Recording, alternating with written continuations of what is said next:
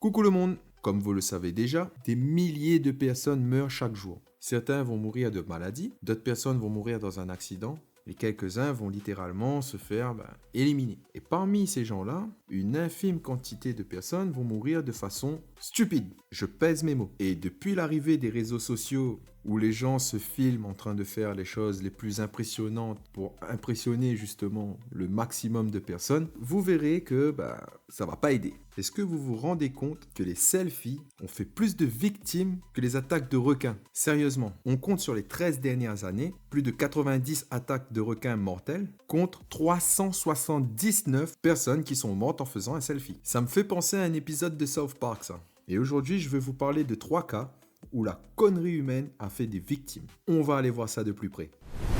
Pour notre premier cas, on va se rendre en Russie, plus précisément à Pavlovsk, dans la banlieue de Saint-Pétersbourg. Ça s'est passé le samedi 30 août 2025. Une femme qui s'appelait Elisabeta Guchina, une maman de 2 enfants, qui était fan de sport extrême et de saut à l'élastique, et qui réalisait régulièrement cette activité, avait reçu de la part de son fils de 22 ans un ticket pour aller faire du saut à l'élastique. Son fils, il savait qu'elle aimait faire ça. Du coup, pour son 45e anniversaire, il va lui offrir ce qu'elle aime. Donc, ils vont se rendre tous les deux sur le site d'une vieille centrale thermique où on fait régulièrement du saut à l'élastique. Et elle va grimper une cheminée de 88 mètres pour aller sauter dans le vide. Donc, elle va monter une échelle, elle va se rendre sur la plateforme, elle va allumer sa GoPro, et puis au moment où ça sera son tour, elle va s'élancer et sauter dans le vide. Vous vous doutez bien, ça s'est bien passé. Donc elle fait son saut, ça se passe bien, elle était contente, elle a pu faire son exploit, et puis elle est redescendue. Et puis tout le monde va dire qu'elle avait l'air heureuse. Sauf que elle s'est rendue compte qu'elle n'avait pas fait de selfie. Elle voulait faire un selfie pour immortaliser le moment et son exploit qu'elle venait de réaliser. Donc elle va regrimper la cheminée, mais cette fois-ci sans son équipement de sécurité. Elle va faire sa photo et au moment de faire son selfie, elle va glisser sur une planche mouillée et puis elle va faire une chute de 88 mètres avant de s'écraser au sol devant son fils. Ouais, c'est chaud. Du coup, une enquête va être réalisée pour voir si les lieux étaient conformes et ils ont conclu que c'était pas un problème de matériel, mais malheureusement, une mauvaise idée de la part de la personne qui a voulu faire le selfie. Je vous l'accorde, cette histoire, elle est assez tragique. Mais la prochaine histoire, vous n'êtes pas près de l'entendre. Déjà, est-ce que vous avez déjà entendu parler de Natalia Borodina? Ça vous dit rien? Moi non plus. Alors Natalia, c'est une femme russe qui travaillait comme agent immobilier à Cannes. Elle vivait sa meilleure vie et vendait des propriétés de luxe à des personnes russes. Et Natalia va décider de prendre des vacances avec son fils et son ami en République dominicaine. Alors au moment où je parle, on est en octobre 2017. Les filles ont décidé donc d'aller à la plage pour profiter un peu du soleil et de la mer. Et puis elles vont décider de rentrer à l'hôtel. Et sur le chemin du retour, Natalia va avoir la brillante idée de donner son téléphone à sa copine et de lui dire de la filmer alors qu'elle est en train de conduire, pendant que elle enlève le haut et elle se met par la fenêtre. Sauf qu'on est sur la route et certains d'entre vous vont voir où est-ce que je veux en venir. Il n'y a pas de panneau.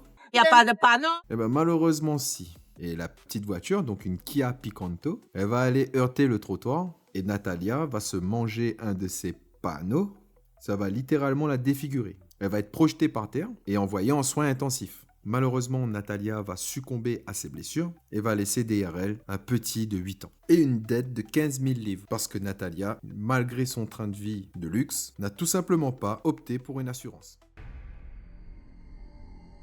Nous sommes arrivés à notre dernière histoire. Déjà, si vous êtes arrivé jusque-là, n'hésitez pas à mettre un j'aime et vous abonner. Ça fait toujours plaisir. Et puis, laissez-moi vous expliquer l'histoire de Artem Boldirev. Artem Boldirev, c'est un YouTuber russe. Encore une fois, oui, désolé, j'ai pas fait exprès. Alors cet homme, lui, il est âgé de 34 ans, il est YouTuber et il aime faire n'importe quoi avec sa moto. Le truc, c'est qu'il est assez sympa et qu'il a une grosse communauté sur les réseaux sociaux, sur YouTube, sur Instagram, etc. Il va filmer donc tous les moments de sa vie de motard, entre guillemets, et il va même filmer son mariage et publier tout ça sur YouTube. Donc vous pouvez littéralement voir une vidéo de son mariage sur YouTube. Et il va pas s'arrêter à là, il va filmer filmer donc des sorties entre camarades, etc. Et il y a un truc particulièrement qu'il aime faire, c'est de mettre le régulateur de vitesse, de s'asseoir sur le siège passager de sa moto et de conduire avec les pieds. Oui, vous m'avez entendu, il conduisait avec les pieds. Et le pire, c'est qu'il n'a pas fait ça qu'une fois. Il va contredire le dicton, tu peux conduire avec les pieds une fois mais pas 15. Mais vous allez voir qu'en juin 2019, il va vraiment pousser le bouchon un peu trop loin et ça va lui causer sa perte. Puisque le 17 juin 2019, il va réaliser encore cet exploit, donc de conduire avec les pieds, sauf qu'il va le faire à 100 km/h sur l'autoroute en envoyant des messages à ses amis sur son téléphone.